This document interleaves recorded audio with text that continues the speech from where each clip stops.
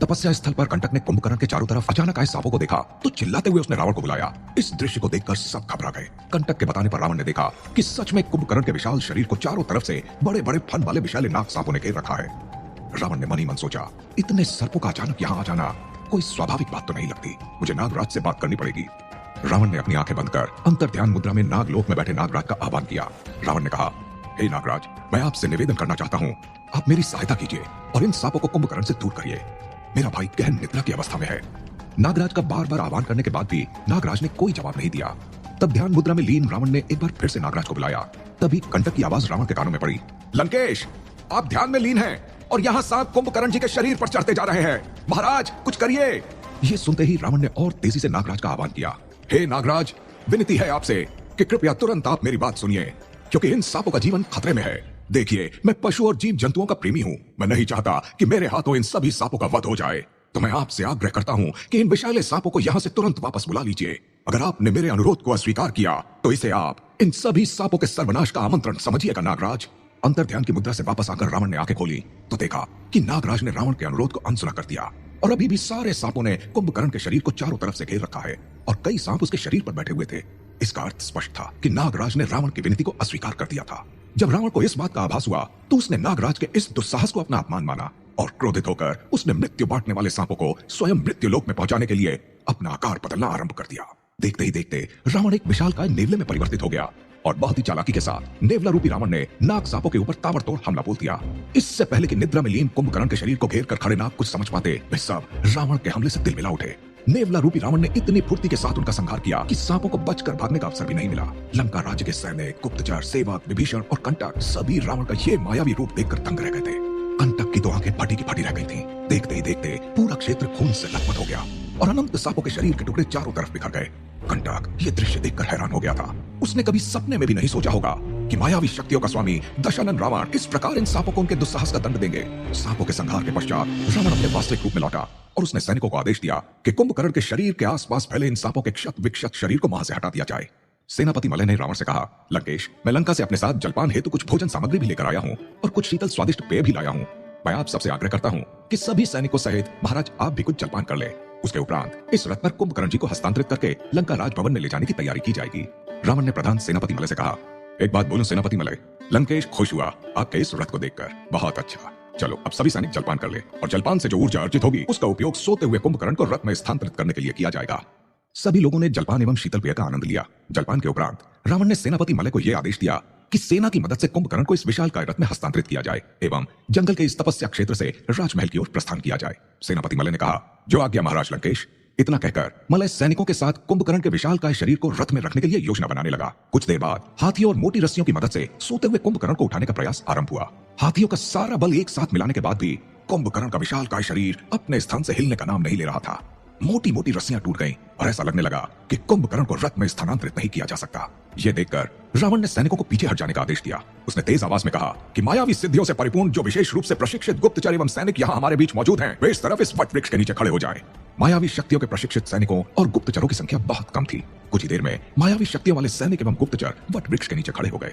रावण ने कहा, अपनी मायावी ताकतों का इस्तेमाल करके तुम सब अपने वास्तविक आकार से 100 गुना बड़ा आकार धारण कर लो और मैं भी तुम्हारा साथ दूंगा। हम सब मिलकर एक साथ कुंभकर्ण के शरीर को उठाएंगे। सहस्त्र हाथियों का बल जिस कार्य को नहीं कर सकता, हमारी सम्मिलित मायावी शक्तियां वो कार्य आसानी से पूर्ण कर सकती हैं। सभी सैनिकों एवं गुप्तचरों ने ऐसा ही किया। रावण सहित सभी मायावी सेना के लोगों ने अपने आकार को 100 गुना अधिक बड़ा बना लिया। उन सब के आकार के सामने वहां उपस्थित बाकी सैनिक छोटे खिलौनों या कीड़े मकोड़ों की तरह दिखने लगे। सभी मायावी सैनिकों ने मिलकर सोते हुए कुंभकर्ण को एक साथ उठाया और जो काम अब तक असंभव प्रतीत हो रहा था वो अचानक संभव हो गया। सभी मायावी सैनिकों ने एक साथ जोर लगाया और कुंभकर्ण के विशालकाय शरीर को उठाकर रथ पर सफलतापूर्वक स्थानांतरित कर दिया। इसके बाद सभी सैनिक अपने वास्तविक आकार में आ गए। ये देखकर वहां उपस्थित सभी सैनिक एवं सेवकों ने उत्साह में तालियां बजाना शुरू कर दिया। अब रावण ने आदेश दिया कि रथ को खींचकर राजमहल की ओर ले जाया जाए। जैसे ही सारथियों ने रथ में बंधे घोड़ों को चलने का आदेश दिया कि अचानक तेज आंधियां चलने लगीं। हवा और धूल का इतना भयंकर गुबार उठा कि जंगल के रास्ते धुंधले हो गए। आगे का मार्ग दिखाई देना बंद हो गया। रावण ने मलय से कहा, यह कोई साधारण आंधी नहीं है। ऐसा प्रतीत होता है जैसे किसी अदृश्य शक्ति ने हमारे मार्ग को रोकने का प्रयास किया है। ऐसा लगता है जैसे कोई कुंभकर्ण को जंगल से राजभवन ले जाने से हमें रोकना चाहता है। मलय और कंटक कुछ कह न सके। वो आश्चर्यजनक भाव से धूल के उस गुबार को देखते रहे जिससे पूरा जंगल ढक गया था। जंगल के रास्ते विलुप्त हो गए थे और तपस्या स्थल का माहौल भयावह बन गया था। रावण ने दोनों हाथ आसमान की तरफ उठाकर चिल्लाते हुए कहा, कौन हो तुम? मेरे मार्ग में अवरोध उत्पन्न करने का कारण क्या है? धूल के गुबार का सहारा लेकर अपने आप को छुपा क्यों रहे हो तुम? सामने आओ, अपनी पहचान बताओ, कौन हो तुम? रावण का इतना कहना था कि हवाओं में ठहाके की तेज आवाज गूंजने लगी। किसी के अट्टहास की आवाज सुनाई देने लगी।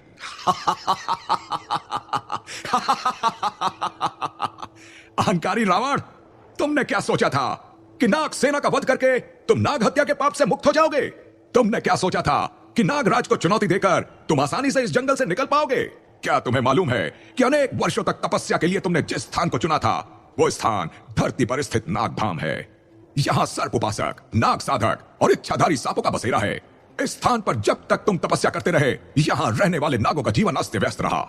इसके बाद जब तुम्हें वरदान प्राप्त हो गया, उसके उपरांत जब तुम्हारे भाई कुंभकर्ण ने हमारे नागधाम को अपना शयन कक्ष समझ लिया, उस समय से अब तक यहां रहने वाले इच्छाधारी नागों का जीवन कष्टमय हो गया। उसके खर्राटे की कर्कश आवाज से नाग साधकों की साधना में विघ्न पड़ा है। ये सब सुनते ही रावण, कंटक और साथ ही सभी लोग हैरान रह गए। रावण ने कुछ कहना चाहा, उससे पहले ही नागराज ने आगे कहा, तुम और तुम्हारे भाइयों की वजह से हमारे नागधाम का जीवन तहस नहस हो गया है। अंतर्ध्यान की मुद्रा में मुझको समझाने और चुनौती देने वाले रावण, लो मैं तुम्हारे सामने उपस्थित हूं। आज या तो तुम्हें मुझसे युद्ध करना होगा या अपनी पराजय को स्वीकारते हुए इतने वर्षों तक नागधाम को अस्त व्यस्त रखने के लिए क्षमा मांगनी होगी। मुझसे ही नहीं, तुम्हें क्षमा मांगनी होगी उन तमाम इच्छाधारी नागों से, उन तमाम नागिनों से जिनके अंडे सर के बिलों पर कुंभकर्ण के सो जाने की वजह से नष्ट हुए, उन तमाम नाग साधकों से जिनकी साधना में तुम असुर भाइयों की वजह से विघ्न पड़ा, उन तमाम नाग उपासकों से जिनकी उपासना तुम दैत्यों के कारण भंग हुई। रावण ने कहा, नागराज आप मेरे सामने आइए। मैंने आपसे विनती की थी, लेकिन आपने मेरी बात को अनसुना कर दिया, और जब मेरे भाई के शरीर पर सांप सेना चढ़ने लगी, तब मुझे अपने भाई की रक्षा के लिए उन्हें मारना पड़ा। नागराज ने जवाब में कहा, तुम क्या रक्षा करोगे? मेरे सर्प सैनिकों ने बहुत पहले ही तुम्हारे भाई कुंभकर्ण के शरीर में इतना जहर उतार दिया होता कि वो सदैव के लिए सो गया होता। परंतु मैं तुम्हारे यहाँ आने की प्रतीक्षा कर रहा था रावण। पहले क्षमा मांगो, फिर अपने भाई को यहाँ से ले जाना। अच्छा होगा कि तुम ये समझ लो कि ये नागधाम है और नाग भूमि पर सिर्फ नागराज का शासन चलता है।